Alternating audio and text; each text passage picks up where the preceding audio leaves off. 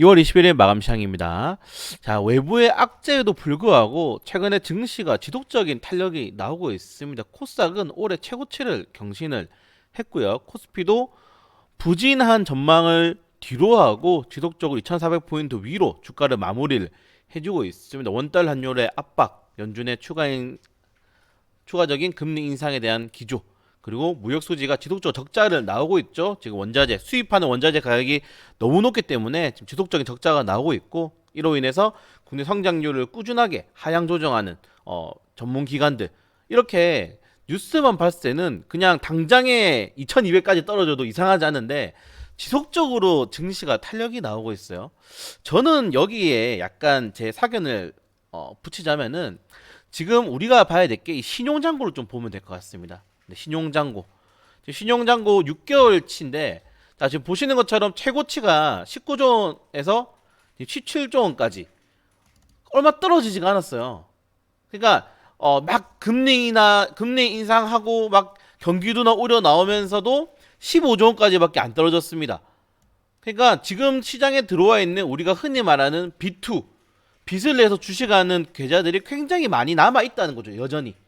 그리고 조금 더 고민을 해보면은, 지금 주식 말고는 투자자들이 부동산 하거나, 물론 뭐 채권에 대한 메리트는 굉장히 높지만은 개인 투자들이 아무리 채권 시장으로 간다 한들 접근성이 굉장히 많이 떨어지죠. 그렇기 때문에 더욱더 1월에 그런 효과, 1월에 단기적인 탄력을 보고 주식시장에 비투가 굉장히 많이 늘어나고 있는 것 같습니다, 지금.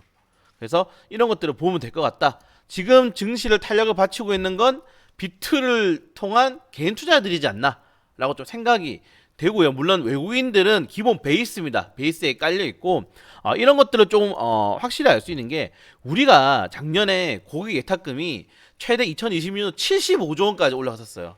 근데 떨어지다가 지금 고객 예탁금이 얼마입니까? 45조 원까지 떨어져. 그러니까 국내 증시의 고객 예탁금이 30조 원이 날아갈 동안 머니 무브가 했겠죠. 당연히 뭐 손절이 하면서 예적금으로 넘어간다거나 이렇게 머니 무브가 일어났음에도 불구하고 이 신용장고는 2조 원밖에 최고치에 대비해서 떨어지지 않았다는 겁니다.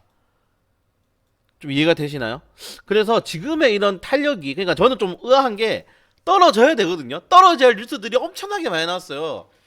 떨어져야 되는데 안 떨어져요. 떨어지면 계속 삽니다. 저는 그 물량이 신용 물량이지 않나 라고 좀 생각이 돼요. 물론 이 신용 물량이 천년만년 가는 건 아니지만은, 저는 신용 자금도 충분히 시장에 들어올 수 있는 자금이라고 생각되기, 활용 자금이기 때문에 뭐 나쁘진 않지만, 지금의 이런 상황을 버티는 게 신용 때문이지 않느냐라고 좀 생각이 됩니다. 그 신용을 할 수밖에 없게 현재 다른 외적인 투자에 대한 투자처들이 좀 많이 힘들기 때문인 것도 있고요. 그래서 외부 시장이 이렇게 흔들리는데 주식시장이 꾸준하게 상승한다는 점 좀 재밌죠. 그래서 저도 막 이걸 리포트 찾아보고 증시 뉴스 찾아보면은, 떨어져야 되는데 안 떨어지고, 우리나라 같은 경우는 1월 달에 개인 투자들이 뭐 가장 많이 샀습니까? 네, 인버스, 곧버스 가장 많이 샀죠. 그럼에도 불구하고 안 떨어져요. 이게 참 재밌는 상황인 것 같습니다. 그렇기 때문에 당분간은 이런 박스권을 횡보할 가능성이 높다는 점. 다만 여전히 투자자들 같은 경우에는 이런 악재를 내포하고 있지만, 확정적인 재료, 오늘도 제가 말씀드렸잖아요. 확정적인 재료에는 그냥 득달같이 달려듭니다. 오늘 총 거래대금이 코스닥에 9조 4천억이 나왔는데 1시간 30분 만에 4조 원의 거래대금이 발생했어요. 장초반 1시간 30분 만에 평균 뭐 거래대금의 뭐 40% 이상이 발생한 겁니다. 약간 이상하죠. 네, 그런 것들을 좀 본다면은 지금 전체적인 시장이 굉장히 아이러니한 시장이고, 절대 예측할 수 없다. 절대 예측할 수도 없고 예측해서도 안 되고, 내가 어떻게 될 것 같다라고 전망도 해서 안 됩니다. 그런 생각하면 떨어져요. 그래서 그냥 이런 시장은 그렇구나, 지금 상황이 현재 이런 상황이구나를 현재 표면적으로 좀 봐야 되는 시장이다. 오늘 상 하나 종목도 보세요. 팽팽하죠. 네, 그래서 상승 배팅과 하락 배팅이 정말 국내 증시에 맞붙어 있는 장이다. 고물주처럼 팽팽하게 늘어져 있기 때문에, 물론 여기서 한쪽이 딱 끊어지는 순간 1월 달처럼 이제 인버스, 숏 다 박살이 나갈 거고, 또 아니면은 작년처럼 롱, 뭐 레버리지가 박살이 나는 거고, 그런 팽팽한 주다리기 시장이기 때문에 이런 것도 좀 지켜봐야 된다. 그래서 지금의 당장의 비중을 확대하고 막 테마주도 쫓아가기보다는 그냥 야금야금, 제가 오늘 말씀드렸잖아요. 얌생이처럼 주식을 우리는 해야 됩니다. 얌생이 매매를 지금 계속적으로 해야 돼요. 이 얌생이 매매 떨어지면 사고 모아가고 네 그런 매매를 지금 해야 되지 않나. 그래서 2023년도 상반기에는 이 얌생이 매매법으로 좀 버텨야 되는 시장이 오고 있다는 점 다시 한번 더 말씀을 드리고 싶고요. 그리고 관련된 내용들을 좀 보시면은 뭐 이슈도 좋은 이슈 반, 나쁜 이슈 반. 물론 좋은 이슈야 중국발 리오프닝, 경기 부양 정책, 3월달에 있을 양해에 대한 기대감이고, 나쁜 이슈야 지지자들 리스크가 확대되고 있다는 점, 이런 것들이 지금 나오고 있는 거죠. 그렇기 때문에 이러한 뉴스들이, 근데 사실은 이 뉴스들이 특별한 뉴스입니까? 작년 6월 달부터 계속 나왔던 뉴스예요. 그렇기 때문에 뭔가 특별하지도 않아요, 지금 시장에서는. 그래서 더욱더 아이러니하다. 네, 더욱더 아이러니하다. 다시 말씀을 좀 드리고 싶습니다. 그래서 뭐 코스피 같은 경우에는 거래대금이 점차 떨어지고 있는 점은 조금 리스크가 있지만은, 그래도 외국인 투자자들이 다행히 하루 만에 순매수 전환한 점, 그리고 화학 업종들 많이 올랐죠. 뭐 비금속, 광물, 철강화학이 뭐 그 양의 가장 큰 수혜주로 이제 수혜주로 자리를 잡으면서 좀 많이 올랐고, 최근에 1월달에 가장 강세가 나왔던 전기전자는 약간 부진한 그런, 삼성전자가 되게 62,000원에서 못 올라가네요. 주가가 좀 올라가야 되는데 그런 것들 조금 아쉽다. 여전히 2차전지 업종들은 강하다. 자, K칩스법이 통과가 되느냐 마냐에 따라서 이제 반도체 업종들이라든가 시스템 반도체 이런 종목들의 좀 미래가 달려있지 않나. 네, 다시 한번 더 강력하게 말합니다. K칩스법, 반도체 지원법을 반대하는 사람들은 간첩이라고 생각하시면 돼요, 여러분들. 간첩이라고 생각하시면 됩니다. 그냥 중국 사람 아니면은 북한 사람 아니면은 간첩이에요. 그냥 여러분들이 정치 상황이 어느 건지 모르겠지만은 이걸 반대하면 간첩입니다. 네, 저는 자랑스럽게 말씀드리고 싶습니다. 뭐, 물론 반박은 여러분들이 다 맞는 거고요. 네, 이거에 대해서는 제가 너무 많이 설명드렸기 때문에 통과돼야 됩니다, 무조건. 자, 그리고 뭐 개별적인 LG화학 최근에 너무 좋죠. LG화학에 대한 실적 전망치 그리고 목표가도 지속적으로 증권가들이 사양을 하고 있습니다. 진짜 오히려 LG솔루션을 분할한 다음에 더 잘 나가고 있는 것 같아요. 그래서 전문가들의 전망이 맞지 않나. 전문가들이 LG솔루션 분할하면 엄청나게 좋다고 했는데 개인 투자들이 막 집단 소송한다고 난리 났었죠. 막 근데 지금 두 개 보시면은 엄청 잘 나가고 있다. 그래서 소재 관련된 업종들이 결국에는 시장을 장악하지 않았나라고 좀 생각이 되고, 저는 이 소재 관련 업종들이 파생될 가능성이 굉장히 높다라고 생각됩니다. 오늘 제가 장중 브리핑 계속 해드렸는데 결국 또 전기차 충전소들이 시간에 뭐 상한가도 가고 이런 모습이 나왔잖아요. 이제 전기차 충전소 더 나아가서 뭡니까 여러분들? 무선 충전. 그냥 길 가다가 또 충전이 될 수 있는 거고, 아니면 주차를 해놓으면은 자동으로 충전이 되는 그런 무선 충전까지 조금 더 확대를 하셔야 돼요, 여러분들이 성장주를 보신다면은. 그래서 우리가 2, 3년 동안 부진했던 에코프로, NMF, 에코프로비엠이 지금 꽃을 피웠잖아요. 100%씩 오르잖아요. 이런 것들이 결국에는 전기차 충전소라든가 더 다른 업종들로 파생될 가능성이 더욱더 높다는 점 여러분들이 좀 확인을 해줄 것 같습니다. 네, 그리고 코스닥 같은 경우에는 거래대금이 소폭 상승을 했고요. 지금 올해 최고가예요, 최고가입니다.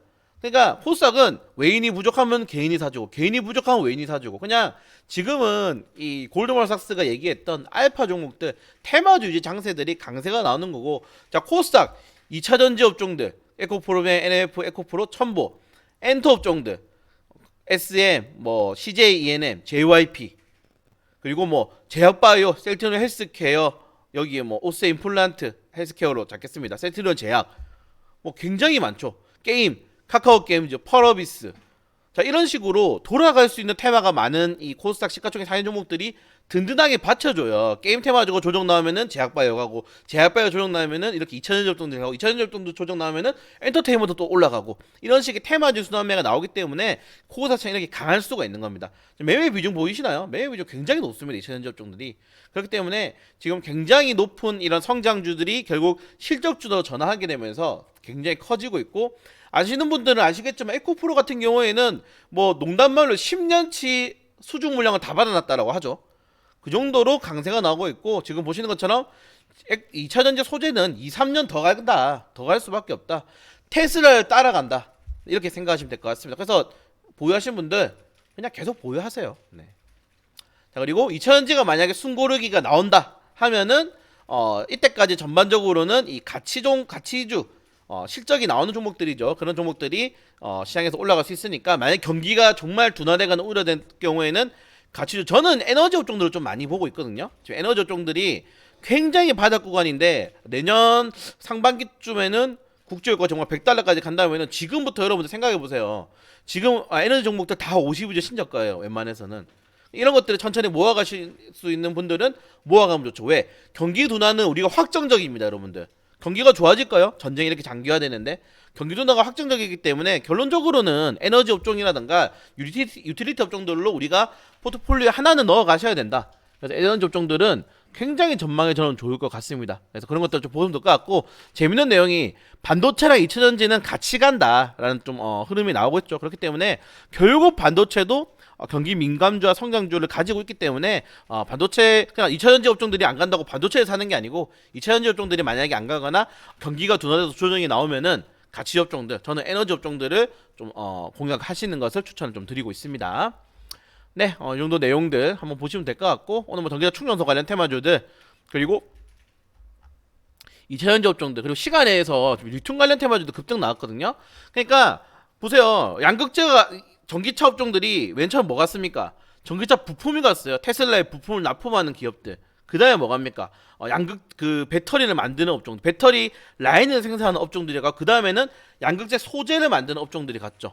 그리고 이제는 양극재의 소재를 만드는 소재 리품까지 넘어간 겁니다. 이제 다 넘어갔어요. 쪼개서 다 넘어갔기 때문에 이제는 뭡니까? 소재가 넘어가면은 인프라, 충전소다. 인프라. 산업이 전반적으로 전환되면 인프라 이건 제가 오늘 계속 설명드렸기 때문에 넘어가는데 이제 인프라까지 여러분들이 신경 쓰셔야 돼요. 성장주. 그리고 제가 라이브 방송 예전에 말씀드렸는데 자 2차전지 다음에 성장주는 뭡니까? 그 전기차는 이제는 성장주로 보기 조금 애매하고 2차전지 소재가 성장주고 이제 그 다음에 뭡니까? 도시항공교통 우주항공입니다. 이제 이 다음에는 없어요. 이 다음에는 없습니다. 그렇기 때문에 이 인프라까지는 올라가야지 그 다음에 섹터로 이제 항공교통이라든가 우주항공이 더 주도주가 될 가능성이 크다는 점. 자, 그런 것들을 좀 확인하셔야 됩니다. 모든 테마가 마지막엔 인프라로 넘어가요. 마지막에는. 그래서 인프라 관련 테마주들, 이 휴맥스 홀딩스, 휴맥스, 알티캐스트, 저는 조금 더 나아가서 무선 충전까지, 뭐 유라테크라든가 이런 기업들을 조금 관심을 가지시는 여러분도 좋을 것 같습니다. 그러니까 이제는 주차를 꼽아 놓는 게 아니고 주차장에 세워두면은 전기차 충전 주차장이 생기는 겁니다. 최근에 여러분들 배터리도 다 그냥 무선 충전기에 올려놓잖아요. 그렇게 되는 거예요. 이제 그런 것까지 좀 길게 생각하는 마인드를 가져야 된다. 100% 1000% 먹으려면요. 네, 이 정도까지 말씀을 드리고 싶고 그리고 이 러시아하고 벨라루스가 지금 우크라이나 또 국경에 병사들을 좀 직결했다고 하면서 사료주들 올라가는데 내일 사료주들도 자리가 나쁘지 않더라고요. 그래서 사료주들도 한번 체크해 볼 수 있도록 하겠습니다. 네, 그래서 장 초반에 오늘 이제 리딩 브리핑 초반에 말씀드린 것처럼 몰라요. 아무도 예상할 수 없습니다. 다만 현재 시장이 그렇게 막 우리가 리스크를 우리가 걱정하기에는 코스닥이 지금 신고가를 기록했잖아요. 올해. 그런 것들 본다면은 예측이 정말 어렵고 전망이 너무 어려운 시장이다. 다시 한번 말씀을 드리면서 조금 더 우리가 시장의 방향성을 지켜보는 그런 투자들이 좀 돼야 되지 않나 라고 생각이 됩니다. 네, 잠시 후에 마자용 또 라이브 방송 많이 시청해 주시고요. 큰 일 없으면 저는 내일 새우 프리핑 장정 시장을 잘 뵙도록 하겠습니다.